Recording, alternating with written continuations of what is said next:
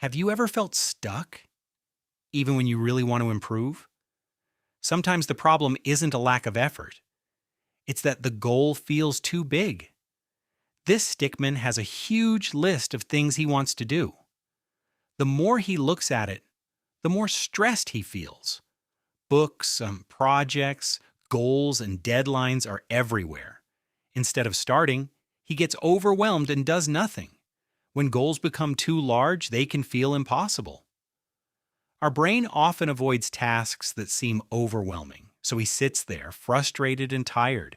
He wants change, but he doesn't know where to begin. Then a simple idea appears. What if the goal isn't to do everything? What if the goal is just to start small? He writes down one tiny commitment, 1 minute. That feels easy enough to try. The note goes next to his book. The task is no longer read a whole book. It's simply read for 1 minute. He sits down and reads a single page. It's a small action, but it's a real action. After finishing, he checks off the task.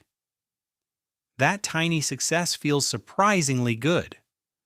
To make it easier to continue, he creates a simple habit tracker. Every day gets a small box. One check mark appears. It doesn't look like much, but it's proof that he showed up. The next morning, he wakes up and remembers the tiny habit. Because it's so small, it's hard to make excuses. He opens the book again. The hardest part is often just getting started. 1 minute turns into a few pages, not because he forced himself, but because starting became easier. Another check mark goes on the tracker. The habit is beginning to feel normal. Day after day, he repeats the same tiny action. Consistency matters more than intensity. Soon he notices something important. He feels more confident simply because he keeps his promise to himself. He looks at a small plant on his desk.